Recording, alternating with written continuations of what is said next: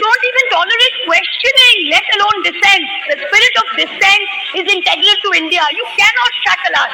हाँ दुर्योधन बांध मुझे, बाद में मुझे तू आया है, जंजीर बड़ी क्या लाया है, तूने को साध ना सकता है, वो मुझे कब बांध सकता है। जो आज साहिब मसनद है वो कल नहीं होंगे, जो आज साहिब मसनद है वो कल नहीं होंगे, किराएदार है, जाती मकान थोड़ी ना है। सभी का खून है शामिल यहाँ की मिट्टी में, सभी का खून है शामिल यहाँ की मिट्टी में, किसी के बाप का हिंदुस्तान थोड़ी है। नमस्कार दोस्तों, स्वागत है आप सभी लोगों का बेसिक एजुकेशन का यूट्यूब ऑनलाइन प्लेटफॉर्म पर। आज की न्यूज़ है आपकी एक्स सांसद महुआ मोहितरा के ऊपर। न्यूज़ है आपका Mahua Moitra expelled from Lok Sabha, how to the controversy unfold. New Delhi, Trinamool leader Mahua Moitra was today expelled from Lok Sabha after the House of accepted the recommendation of the Ethics Committee probe report on case for inquiry challenge against her। यानी 8 दिसंबर को बंगाल की seat से महुआ मोहितरा को 8 दिसंबर को निष्कासित कर दिया गया है और उनके ऊपर आरोप लगाए गए हैं बिजनेसमैन हीरानंदानी से पैसे लेकर। 15 सवाल महुआ मोहितरा के द्वारा संसद में पूछे जाते हैं, जिसमें डायरेक्टली 12 के 12 सवाल जो होते हैं वो हीरानंदानी से डायरेक्ट हिट करते हैं। और इसी के कारण एक एथिक्स कमेटी अपनी 495 पन्ने के 495 की रिपोर्ट पेजेस की सबमिट करती है और इन्हीं रिपोर्ट के आधार पर 8 दिसंबर को महुआ मोहितरा को उनकी सीट से जो है कुछ समय के लिए एक्सपेल कर दिया जाता है। तो क्वेश्चन ये उठता है कि भारतीय संसद में किसी भी संसद की सदस्यता से निष्कासित करने के लिए संविधान के किस अनुच्छेद के तहत कार्रवाई की जा सकती है। संसद में ऐसा कोई भी मामला आता है तो लोकसभा या राज्यसभा में जो आपके सभापति होते हैं या फिर आपके जो अध्यक्ष होते हैं वो इस पर कार्रवाई पे फैसला ले सकते हैं और ये सारी जो पावर है न्यायिक समीक्षा से बाहर होती है। और इसमें संविधान के अंदर इसमें एक आर्टिकल दिया गया है, आर्टिकल 122।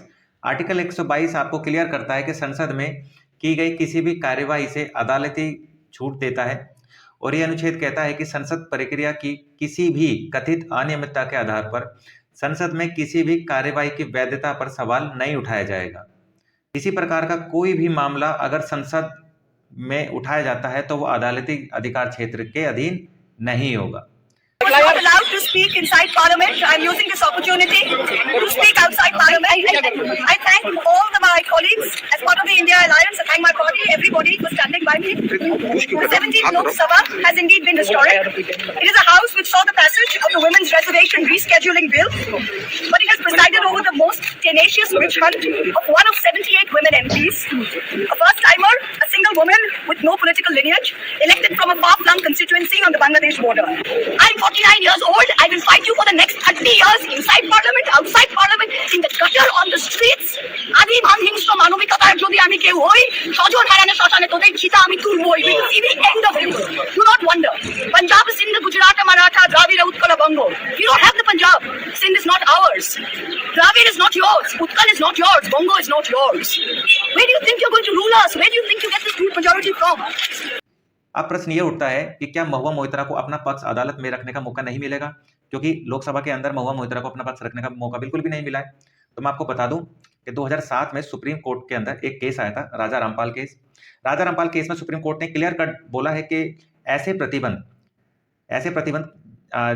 जिससे महुआ मोहितरा से रिलेटेड कुछ ऐसे प्रतिबंध जो हैं वे केवल प्रक्रियात्मक अनियमितताओं के लिए है और ऐसे मामलों में न्यायिक समीक्षा की जा सकती है। यानी महुआ मोहितरा के अगर ऐसे किसी मामले में लगता है कि संसद के विशेष अधिकार को उल्लंघन नहीं किया गया है और किसी भी सांसद को उसकी सीट से निष्कासित करा जाता है तो ऐसे मामलों पर सुप्रीम कोर्ट जो है अपना जुडिशियल रिव्यू कर सकता है उस केस को लेकर।